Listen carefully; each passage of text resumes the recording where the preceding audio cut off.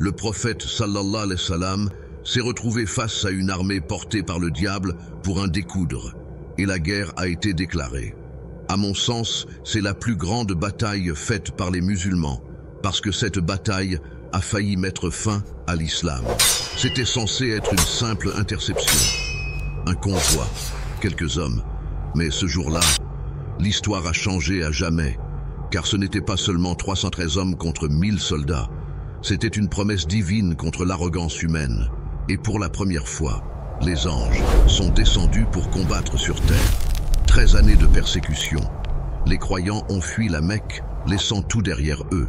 Leur seul tort, dire « La ilaha illa Allah ». Un convoi riche de leurs biens, mené par Abu Sufyan, part pour la Syrie.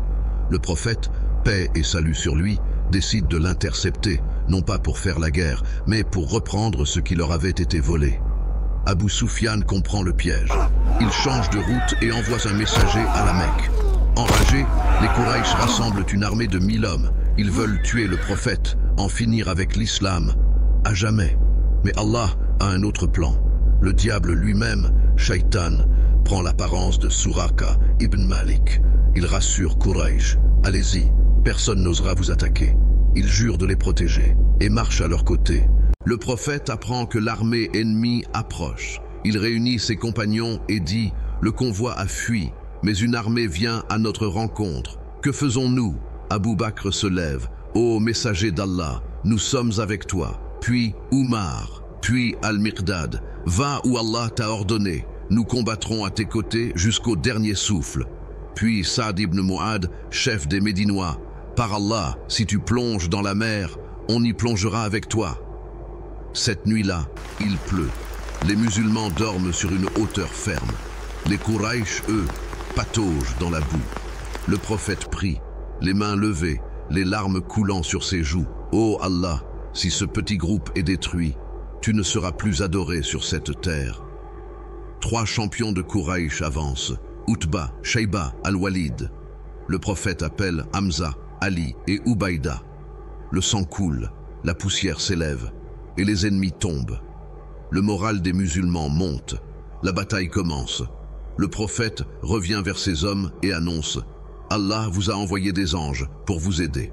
Ibn Abbas dit « J'ai vu une lance frapper un cavalier ennemi, sans qu'aucun homme ne soit là.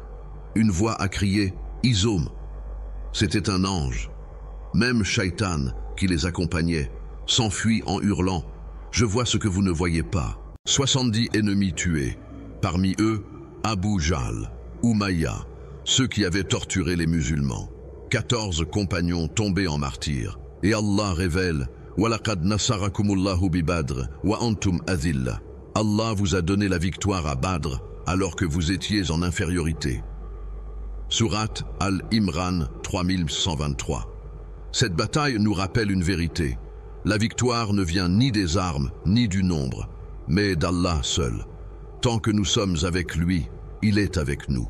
Si cette histoire t'a touché, alors partage-la, abonne-toi et rappelle-toi, ce n'est pas l'armée qui a gagné à Badr, c'est la foi.